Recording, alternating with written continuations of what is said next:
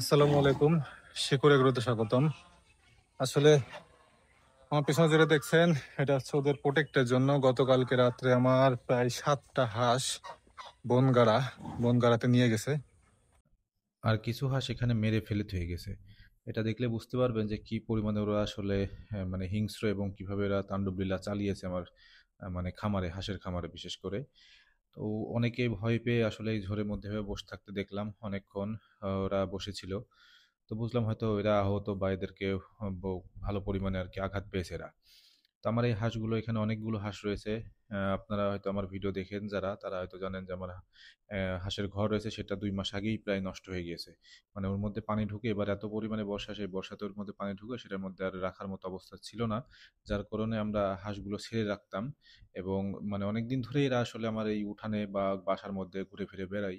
কিন্তু কোনোদিন কোনো সমস্যা নেই। কিন্তু গত রাত্রে আসলে এরকম একটা ঘটনাতে আমরা খুব আ মানে ভীতসন্ত্রস্ত হয়ে যাই যে আমাদের আর বাকিগুলো হাঁস থাকবে কিনা।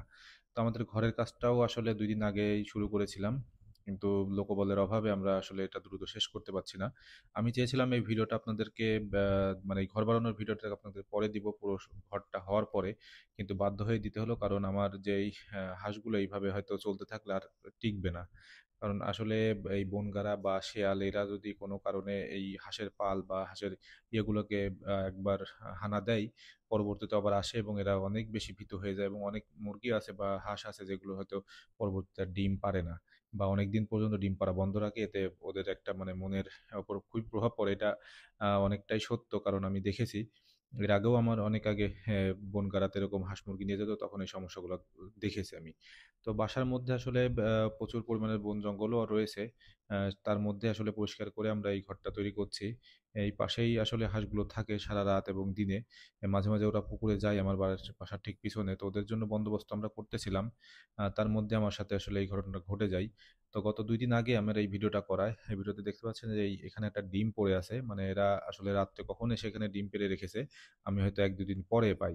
এরকম আমার বাসার লোকজনও অনেক ডিম পায়। যে বাসার মধ্যে থেকে হয়তো আমার আম্মা তুলে নিয়ে আসে। কিন্তু আজকে আমি পেয়েছি। মানে গত ২ দিন আগের এটা। এই ভিডিওগুলো আসলে আমি মাঝে, মাঝে করে রাখি। খুব ভালো লাগে।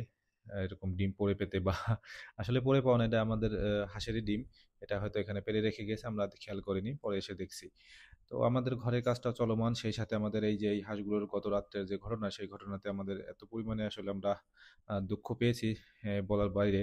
তো আমরা সঙ্গে, সঙ্গে আসলে একটা পরিকল্পনা করি যে এইভাবে আমরা নেট দিয়ে ঘিরে ওদেরকে আমরা রক্ষার চেষ্টা করতেছি।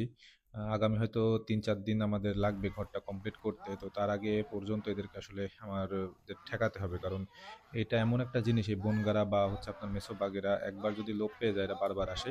সেইজন্য আরকি আমাদের এই দ্রুত গতিতে এই ব্যবস্থাটা নিতে হয়েছে। সঙ্গে, সঙ্গে আমরা আসলে তাৎক্ষণিকভাবে এই জিনিসটা করার চেষ্টা করি। জানি না কতটুকু এটা হচ্ছে সুরক্ষা দিবে। তবে এটা হয়তো রাতটা পার হলেই বুঝতে পারবো। সেটা হয়তো সকালের দিকে জানতে পারবো যে এটা আসলে কতটুকু প্রটেক্ট এদের করেছে। রাত্রে ওদের পাহারার ব্যবস্থা আমি রেখেছি। কিছু লাইট জ্বালাই দেবো এখানে এবং আমি দরজা-জানালা খুলেই আসলে ঘুমাবো রাত্রে।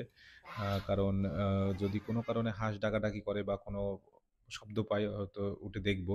কারণ আমাকে এটা করতেই হবে রাত জেগে। কারণ এই হাঁসগুলো আমার খুব প্রিয় এবং এই হাঁসের ডিমগুলো আমার সবচেয়ে বেশি প্রিয়। প্রতিদিন সকালে আসলে এদের ডিম খেয়ে থাকি আমি। এইজন্য আসলে হাঁসের প্রতি আমার খুব একটা সফট কর্নার রয়েছে। এই হাঁসটাকে আহত করা হয়েছে। এই হাঁসটার গলা এবং ঘাড়ে এদেরকে আহত করেছে এবং এটা আমরা জবাই করে পরে আমরা খেয়ে নিবো। এই যে কিছু চীনা হাঁস আছে, চীনা হাঁসের বাচ্চাগুলো ভেতরে রাখা হয় বিধায় এদের উপরে কোনো উপকার, কোনো থ্রেট নাই। পরিশেষে মন খারাপ নিয়ে ভিডিওটি শেষ করতে হচ্ছে। আপনারা আমার খামারের জন্য এবং এই হাঁসগুলোর জন্য দোয়া করবেন এবং আমার চ্যানেলটি সাবস্ক্রাইব করবেন। আল্লাহ হাফেজ। সবাই ভালো থাকবেন।